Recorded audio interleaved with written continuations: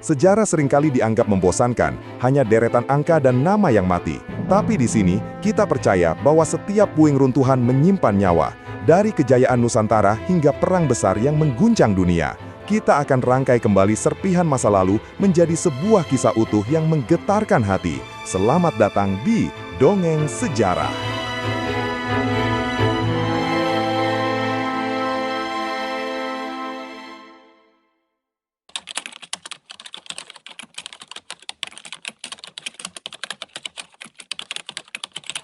Sobat Dongeng Sejarah, bayangkan sebuah rapat penting di Jakarta, tak lama setelah Indonesia merdeka. Para pemimpin berkumpul untuk membentuk kabinet pertama. Ketika jabatan Menteri Keamanan Rakyat Pertahanan diumumkan, sebuah nama dipanggil, Suprijadi. Namun, tidak ada jawaban, kursinya kosong. Inilah misteri terbesar yang menyelimuti sejarah awal Republik. Suprijadi, sang pemimpin pemberontakan PETA di Blitar yang berdarah, diangkat sebagai menteri pertama, tetapi ia tidak pernah muncul untuk disumpah. Siapa sebenarnya pemuda 22 tahun ini? Mengapa ia begitu dihormati hingga dipercaya memimpin pertahanan negara? Jawabannya terletak pada keberanian yang tak terhingga. Ketika tokoh-tokoh lain masih berdiplomasi dengan Jepang, Suprijadi sudah lebih dulu memimpin pasukan PETA, mengobarkan api perlawanan, terinspirasi oleh penderitaan rakyat yang menjadi Romusa. Namun, setelah pemberontakannya gagal, Suprijadi lenyap di telan hutan belantara Jawa Timur. Hingga hari ini, tidak ada makam, tidak ada kepastian, hanya ada bisik-bisik. Apakah dia gugur? Atau dia sengaja memilih moksa, menghilang secara spiritual, untuk selamanya menjadi hantu yang menjaga Republik? Mari kita selami jejak Sang Panglima yang memilih keabadian dalam misteri. Jakarta, 6 Oktober 1945. Republik Indonesia yang baru seumur jagung sedang mengumumkan susunan kabinet pertamanya. Presiden Soekarno memanggil nama-nama putra terbaik bangsa untuk disumpah. Namun, ketika posisi Menteri Keamanan Rakyat, jabatan setara Menteri Pertahanan disebutkan, ruangan menjadi hening. Nama yang dipanggil adalah Suprijadi, tapi sosok itu tidak ada, kursinya kosong. Tidak ada yang melangkah maju, tidak ada yang tahu di mana dia berada. Inilah satu-satunya menteri dalam sejarah Indonesia yang tidak pernah muncul di hari pelantikannya dan tidak pernah ditemukan jasadnya hingga hari ini. Siapakah Suprijadi? Mengapa Presiden Soekarno begitu menghormatinya hingga memberikan jabatan sepenting itu kepada pemuda berusia 22 tahun yang hilang? Jawabannya terletak 6 bulan sebelum proklamasi. Di saat tokoh-tokoh tua masih memilih jalan diplomasi dan kooperatif dengan Jepang, Suprijadi sudah memilih jalan pedang. Di Blitar, ia memimpin pemberontakan PETA, pembela tanah air yang pertama dan terbesar terhadap Kekaisaran Jepang. Ia adalah orang pertama yang berani menampar wajah militer Jepang yang terkenal kejam. Kisah Suprijadi adalah campuran antara fakta sejarah yang heroik dan mitos yang mistis.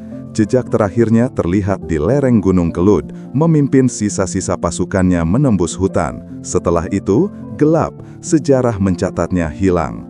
Ada yang bilang ia tewas dipenggal Jepang di Ancol, ada yang percaya ia masih hidup dan menyamar, bahkan ada yang meyakini ia melakukan moksa, menghilang secara spiritual. Sosoknya menjadi hantu revolusi yang terus dibicarakan namun tak pernah bisa disentuh. Dalam video ini, kita akan memutar waktu kembali ke tahun 1945. Kita tidak akan membahas konspirasi liarnya dulu, kita akan fokus pada manusianya. Bagaimana seorang anak bupati yang hidup enak, hatinya bisa mendidih melihat penderitaan Romusa. Bagaimana ia merancang pemberontakan di bawah hidung pelatih Jepang, dan apa yang sebenarnya terjadi di malam jahanam 14 Februari itu. Inilah kisah Suprijadi, Panglima yang tak pernah pulang. Neraka dunia di Tanah Blitar. Cerita ini bermula di Trenggalek, 13 April 1923. Suprijadi lahir dengan nama kecil Priambodo. Dia bukan anak orang sembarangan. Ayahnya adalah Raden Darmadi yang kemudian menjabat sebagai Bupati Blitar. Dengan status sosial setinggi itu, hidup Supriyadi seharusnya terjamin. Dia bisa saja menjadi priayi, sekolah tinggi, lalu bekerja duduk manis di kantor pemerintahan. Tapi, Supriyadi punya jiwa yang lain. Sejak remaja, dia tidak betah dengan feodalisme. Dia lebih suka bergaul dengan rakyat jelata daripada duduk di pendopo kabupaten. Ketika Jepang datang pada tahun 1942 dan membuka pendaftaran tentara sukarela PETA, pembela tanah air, Supriyadi melihat peluang. Dia mendaftar bukan untuk melayani Jepang, tapi untuk belajar memegang senjata. Dia lulus pelatihan militer keras di Bogor, Seinan Dojo, dan kembali ke Blitar dengan pangkat Shodancho, Komandan Peleton. Namun, saat Supriyadi kembali bertugas di Blitar, dia tidak menemukan kampung halamannya yang damai. Blitar telah berubah menjadi kamp kerja paksa raksasa. Jepang sedang gila-gilanya membangun benteng pertahanan di pantai selatan Jawa untuk menangkis serangan sekutu. Mereka butuh tenaga kerja murah. Disinilah Supriyadi ditugaskan sebagai pengawas Romusha. Tugas inilah yang menjadi bumerang bagi batinnya. Sebagai pengawas, dia dipaksa menyaksikan penderitaan saudara-saudaranya sendiri dari jarak dekat setiap hari tanpa bisa berbuat apa-apa. Pemandangan di kamp Romusha itu tak ubahnya seperti neraka. Ribuan petani desa diculik dari rumahnya, dipaksa kerja rodi memecah batu dan menggali tanah di bawah terik matahari tanpa makan yang layak. Supriyadi melihat tubuh-tubuh mereka tinggal tulang berbalut kulit. Mereka berjalan seperti mayat hidup. Setiap hari ada saja yang mati karena kelaparan, disentri, atau malaria. Dan yang membuat hati Supriyadi mendidih, mayat-mayat itu tidak dikuburkan dengan layak. Seringkali hanya ditendang ke lubang parit atau dibiarkan hanyut di sungai Brantas. Supriyadi sering pulang ke asrama dengan mata merah menahan tangis. Dia seorang perwira, punya senjata di pinggang, tapi merasa tidak berguna melihat rakyatnya mati sia-sia. Kemarahan itu memuncak ketika kehormatan wanita mulai diinjak-injak. Jepang tidak hanya butuh kuli, mereka butuh pemuas nafsu. Banyak gadis-gadis desa di sekitar Blitar ditipu, dijanjikan sekolah ke Tokyo atau Singapura, ternyata malah dijadikan jugun ianfu, budak seks di barak-barak militer Jepang. Supriyadi mendengar cerita-cerita itu. Dia mendengar jeritan hati para orang tua yang anak gadisnya tidak pernah kembali. Bagi seorang kesatria Jawa seperti Supriyadi, ini adalah penghinaan yang tak termaafkan. Rasa hormatnya kepada pelatih Jepang yang dulu ia kagumi kedisiplinannya, kini berubah menjadi kebencian yang murni. Di dalam hati kecilnya, Supriyadi mulai berbisik, "Kita tidak bisa diam saja. Senjata ini harusnya moncongnya diarahkan ke mereka, bukan untuk menjaga mereka." Sumpah darah di bawah bulan purnama. Akhir tahun 1944, asrama PETA Blitar yang biasanya hening di malam hari mulai menyimpan rahasia. Supriyadi tahu, tembok asrama punya telinga.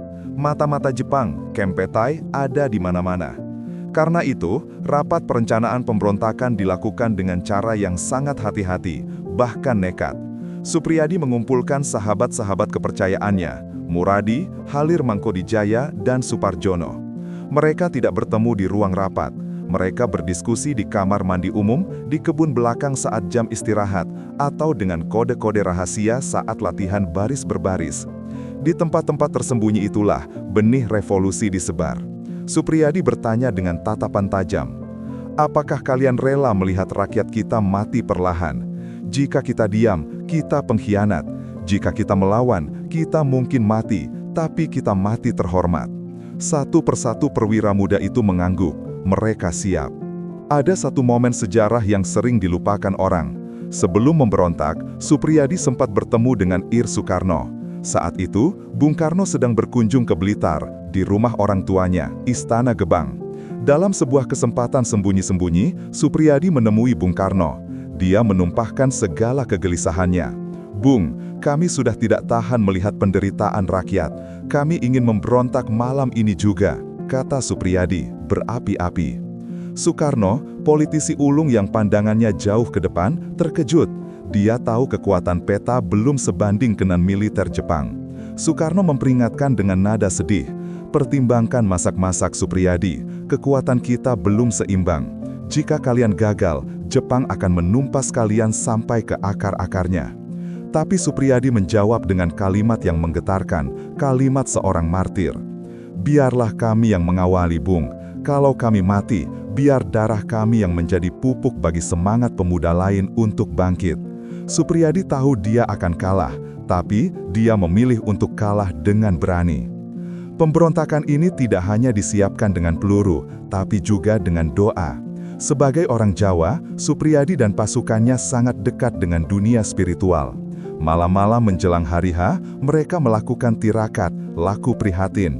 Mereka berpuasa, mengurangi tidur, dan berdoa di tempat-tempat keramat di sekitar Blitar, termasuk di Candi Penataran. Moral pasukan peta saat itu sangat tinggi, karena satu hal, mereka percaya Suprijadi punya kelebihan. Beredar cerita bahwa Suprijadi kebal peluru dan bisa menghilang. Keyakinan mistis inilah yang membuat ratusan prajurit muda berani menantang kekaisaran Jepang yang bersenjata lengkap. Mereka yakin mereka dilindungi oleh restu leluhur. Ada satu persiapan sudah matang, tinggal satu pertanyaan, kapan? Suprijadi memilih tanggal yang sangat spesifik, 14 Februari 1945. Mengapa tanggal itu? Bukan karena hari kasih sayang, Valentine belum populer saat itu. Tapi karena berdasarkan informasi intelijen, pada hari itu akan diadakan pertemuan besar para perwira dan pelatih Jepang di Blitar. Semua sasaran tembak akan berkumpul di satu tempat, Hotel Sakura. Rencananya brutal tapi efektif. Serbu kota saat subuh, bantai para perwira Jepang di hotel, dan kuasai gudang senjata. Malam sebelum kejadian, hujan gerimis turun membasahi Blitar. Alam seolah menangis, tahu bahwa besok pagi tanah ini akan banjir darah. Mortir pertama dan fajar berdarah. Rabu, 14 Februari 1945. Langit Blitar masih gelap gulita. Hujan gerimis turun rintik-rintik, menambah dingin suasana subuh itu. Jarum jam menunjukkan pukul 3 pagi. Di asrama peta, jantung Suprijadi berdegup kencang. Ia memberi isyarat tangan. Seorang prajurit mengarahkan moncong mortir ke arah Hotel Sakura, tempat para perwira Jepang tidur nyenyak. Boom! Satu ledakan dahsyat memecah kesunyian kota. Itu bukan sekedar ledakan mesiu, itu adalah lonceng tanda bahaya bagi kekaisaran Jepang. Seketika, teriakan perang menggema. Merdeka! Bunuh Jepang! Rawe-rawe rantas! Malang-malang putung! Ratusan prajurit peta berhamburan keluar barak dengan senjata terkokang. Pemberontakan terbesar di era pendudukan Jepang resmi dimulai. Serangan mendadak itu membuat tentara Jepang kocar-kacir. Mereka yang biasanya tampil garang dan kejam, pagi itu lari tunggang langang. Sejarah mencatat pemandangan yang memalukan bagi Jepang.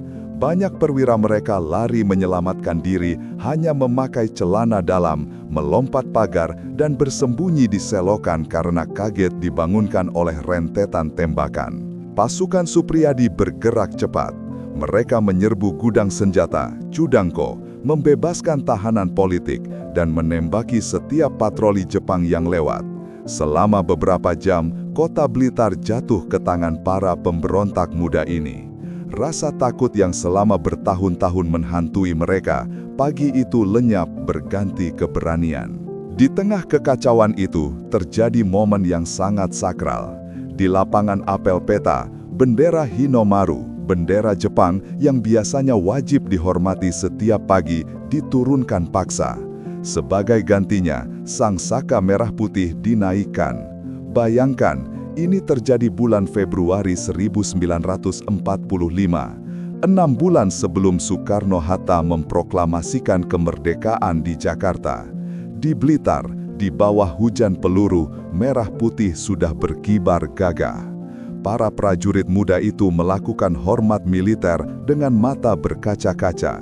Mereka sadar mungkin ini adalah kali pertama dan terakhir mereka melihat bendera itu berkibar sebelum ajal menjemput. Namun, harapan Supriyadi bahwa pemberontakan ini akan menjalar ke kota lain, Kediri, Malang, Surabaya, ternyata pupus.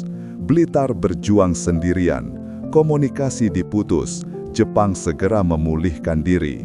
Mereka tidak mengirim pasukan untuk langsung membantai, karena mereka tahu Peta adalah anak didik mereka sendiri yang bersenjata lengkap. Jepang menggunakan taktik licik, pengepungan dan tipu daya. Pasukan induk Jepang mengepung Blitar dari segala penjuru. Tank-tank memblokir jalan keluar. Kolonel Katagiri, komandan Jepang, turun tangan dengan pengeras suara. Ia tidak mengancam, tapi membujuk dengan suara lembut. "Kembalilah anak-anakku, jangan teruskan, ini hanya salah paham. Kami tidak akan menghukum kalian jika kalian menyerah sekarang." Ini adalah janji manis yang mematikan. Banyak prajurit Peta yang mentalnya goyah, termakan bujukan ini, dan akhirnya meletakkan senjata. Melihat pasukannya mulai ragu dan terpecah, Supriyadi tahu mereka kalah strategi. Tapi menyerah bukan pilihan baginya. "Siapa yang mau ikut saya, ayo naik ke gunung. Siapa yang mau menyerah, silahkan kembali," serunya. Bersama sisa-sisa pasukan yang setia, Supriyadi memilih mundur. Mereka meninggalkan kota Blitar, bergerak masuk ke dalam hutan jati yang lebat di utara, menuju lereng Gunung Kelud. Mereka meninggalkan kenyamanan asrama, menuju kehidupan gerilya yang keras, lapar dan penuh bahaya. Dan di hutan itulah, jejak sang komandan mulai samar. Di persimpangan ideologi dan senjata, pertemuan sang idealis. Supriyadi, sebagai komandan batalion Peta di Blitar, berada di garis depan antara kebijakan Jepang dan penderitaan rakyat.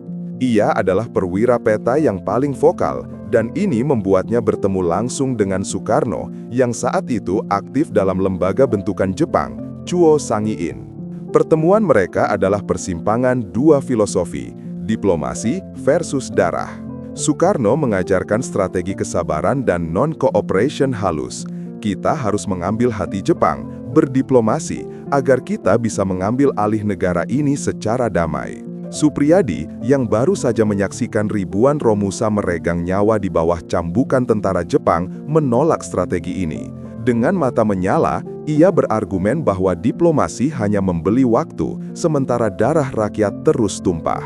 Meskipun Soekarno menghargai semangat militan Supriyadi, ia mencoba meredamnya. Namun, perbedaan ideologi inilah yang membuat Supriyadi akhirnya mengambil keputusan radikal. Pemberontakan Peta di Blitar pada Februari 1945 adalah penolakan Supriyadi secara langsung terhadap strategi politik Soekarno yang dianggapnya terlalu lunak. Meskipun catatan pertemuan langsung antara Supriyadi dan Tan Malaka yang saat itu bergerak di bawah tanah sulit ditemukan, semangat yang diusung keduanya adalah nyaris kembar. Supriyadi adalah Marhaen sejati.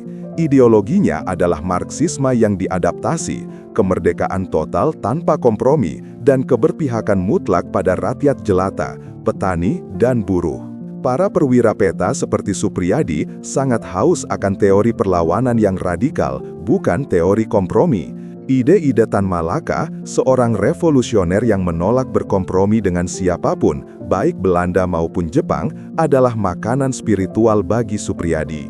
Dalam suasana gelap malam Peta, ide-ide Tan Malaka tentang Madilog dan aksi massa menyebar cepat, membakar semangat untuk melakukan kudeta. Supriyadi adalah Murba, partai rakyat, dalam tindakan yang menolak menunggu di meja perundingan. Tan Malaka menjadi roh yang membentuk radikalisme Supriyadi.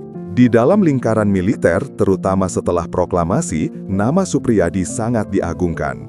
Ia mewakili tentara nasional sejati, lahir dari rakyat, bukan dari didikan kolonial. Ini membuatnya sangat dihormati oleh Jenderal Sudirman yang juga bukan berasal dari KNIL. Sudirman dan tokoh militer lainnya mendesak agar Supriyadi diangkat sebagai Menteri Keamanan Rakyat dalam kabinet pertama. Ini bukan hanya jabatan politik, tetapi penghormatan dan pengakuan militer. Pengangkatan ini adalah pesan tegas dari TNI kepada rakyat.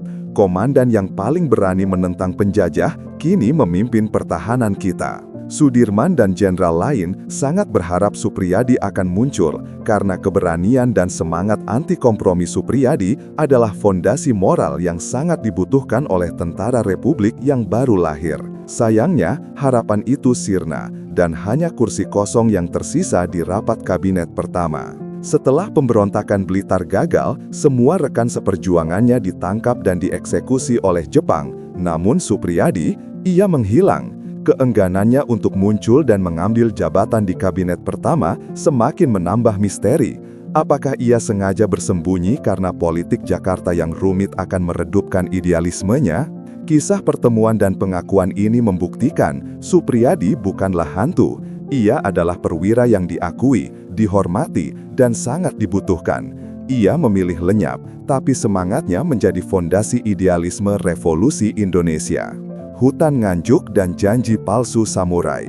Meninggalkan Blitar, Suprijadi dan pasukannya masuk ke dalam hutan belantara di lereng Gunung Kelut hingga wilayah Nganjuk.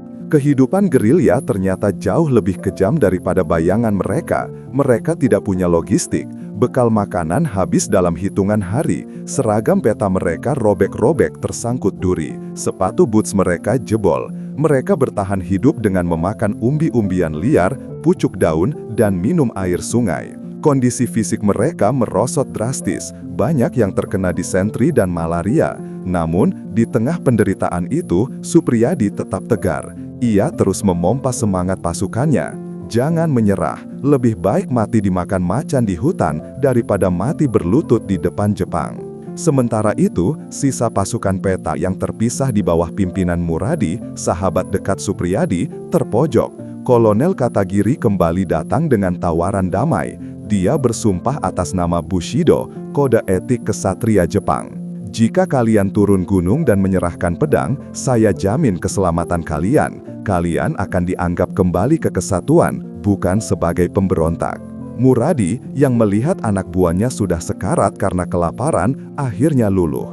Dia setuju menyerah demi menyelamatkan nyawa pasukannya. Mereka turun gunung, menyerahkan pedang katana mereka kepada Jepang. Tapi, apa yang terjadi? Sumpah Bushido itu ternyata sampah. Begitu senjata diserahkan, mereka langsung diringkus, diikat dan disiksa. Jepang ingkar janji. Muradi dan kawan-kawan menyadari kesalahan fatal mereka, mempercayai musuh yang licik. Nasib para pemberontak yang menyerah itu berakhir di Jakarta. Mereka diadili di Mahkamah Militer Jepang. Vonisnya sudah bisa ditebak. 16 Mei 1945, di kawasan Ancol yang sepi, kini menjadi Taman Impian Jaya Ancol, eksekusi dilakukan. Muradi, Dr. Ismanggil, Suparjono, dan pemimpin lainnya ditutup matanya. Mereka tidak ditembak, melainkan dipenggal. Kepala para patriot muda itu menggelinding di tanah Jakarta. Jasad mereka dikubur dalam satu lubang tak bernama. Mereka mati membawa penyesalan karena termakan janji manis Jepang. Tapi, satu orang tidak ada di sana. Suprijadi tidak ada di antara mereka. Lalu di manakah Suprijadi? Kesaksian terakhir yang paling valid berasal dari beberapa anak buahnya yang sempat bersamanya di hutan Nganjuk. Saat itu, kondisi Suprijadi sudah sangat payah, kakinya luka parah, tubuhnya demam tinggi. Namun, ketika mendengar teman-temannya kelompok Muradi memilih menyerah, Suprijadi kecewa berat. Dia berkata lirih, "Kalian boleh menyerah, tapi saya tidak akan pernah kembali, saya akan terus masuk ke hutan." Suprijadi memisahkan diri. Dia berjalan tertatih-tatih sendirian menembus kabut hutan Nganjuk. Dia menolak menjadi tawanan. Ada saksi mata warga desa yang mengaku melihat seorang pemuda mirip Suprijadi sedang minum di mata air, sendang, lalu menghilang ke arah bukit. Itulah kali terakhir mata manusia melihat sosoknya. Setelah hari itu, Suprijadi lenyap. Jepang yang menyisir hutan berhari-hari tidak menemukan jejaknya. Tidak ada mayat, tidak ada sobekan baju, tidak ada kuburan. Apakah dia tewas dimangsa binatang buas? Apakah dia mati karena sakit lalu tertimbun tanah? Atau apakah dia moksa seperti yang dipercaya masyarakat Jawa? Sejak saat itu, nama Suprijadi berubah menjadi mitos. Sebuah kursi kosong menantinya di Jakarta pada Oktober 1945, tapi sang pemilik kursi memilih keabadian di dalam sunyinya hutan. Pusara tanpa nama. dan kerinduan yang abadi. Oktober 1945, kembali ke Jakarta. Presiden Soekarno tetap menyediakan kursi itu, kursi Menteri Keamanan Rakyat. Hari berganti minggu, minggu berganti bulan. Sang menteri tak kunjung datang. Akhirnya, dengan berat hati, jabatan itu diserahkan kepada orang lain, Imam Muhammad Suliowadi-Kusumo, lalu Amir Syarifuddin. Namun, kursi kosong itu tetap menjadi simbol abadi, simbol bahwa republik ini berutang nyawa pada seorang pemuda 22 tahun yang berani menarik pelatuk pertama kali. Supriyadi bukan mangkir tugas, dia mungkin sudah gugur di hutan yang sunyi, jauh sebelum surat panggilan menteri itu diketik. Kepergiannya yang misterius menyisakan luka yang tak kering bagi rakyat. Saking cintanya rakyat pada sosok Supriyadi, mereka menolak percaya bahwa dia sudah mati. Selama puluhan tahun, muncul fenomena unik. Banyak orang tua yang datang mengaku-ngaku sebagai Supriyadi. Dari Jawa Tengah hingga pelosok desa, bermunculan kakek-kakek yang mengklaim sebagai sang Syodancho yang sedang menyamar. Pemerintah lelah, keluarga lelah. Tapi jika kita lihat lebih dalam, ini bukan sekadar penipuan. Ini adalah bentuk kerinduan. Rakyat rindu pada pahlawan yang murni. Rakyat rindu pada kesatria yang berani berkorban tanpa pamrih. Mereka berharap Supriyadi masih hidup untuk memimpin mereka lagi. Akhirnya, pada tahun 1975, pemerintah RI mengambil sikap tegas. Melalui surat keputusan Presiden, Supriyadi resmi ditetapkan sebagai pahlawan nasional. Negara secara resmi menyatakan bahwa Supriyadi telah gugur. Meskipun jasadnya tidak pernah ditemukan, meskipun tidak ada nisan untuk ditaburi bunga, namanya harum melampaui fisik. Monumen peta di Blitar kini berdiri gagah. Patung Supriyadi menunjuk tangan ke depan seolah memerintahkan kita untuk terus maju. Jangan pernah takut melawan kezoliman sebesar apapun musuhnya. Supriyadi mengajarkan kita satu hal yang mahal, nyali. Dia tidak menunggu Indonesia merdeka dulu baru berani melawan. Dia melawan saat Indonesia masih gelap gulita. Dia mengajarkan bahwa kebenaran tidak boleh menunggu waktu yang tepat. Kebenaran harus diteriakkan saat itu juga, meskipun nyawa taruhannya. Supriyadi mungkin gagal secara militer hari itu, tapi keberaniannya berhasil membakar semangat pemuda di seluruh Nusantara untuk menyambut proklamasi. Di lereng Gunung Kelut, jika angin berhembus kencang, mungkin itu adalah napas perjuangannya. Di hutan-hutan Jati Nganjuk, jika ada ranting yang patah, mungkin itu jejak langkahnya yang abadi. Selamat jalan Syodancho, maafkan kami yang tak bisa menemukan jasadmu. Tapi percayalah, engkau telah menemukan tempat paling indah di hati sanubari bangsa Indonesia. Kisah Supriyadi adalah misteri terbesar dalam sejarah revolusi kita. Sekarang, saya ingin bertanya kepada kalian, menurut kalian, apa yang sebenarnya terjadi pada Supriyadi? Apakah beliau gugur di hutan, dibunuh Jepang, atau benar-benar moksa dan menyamar? Tulis teori kalian di kolom komentar.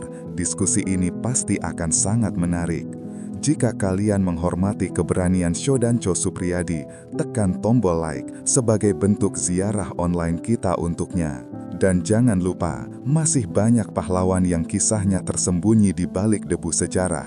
Agar tidak ketinggalan, subscribe channel Dongeng Sejarah sekarang juga. Mari kita tolak lupa. Sampai jumpa di misteri sejarah berikutnya. Merdeka!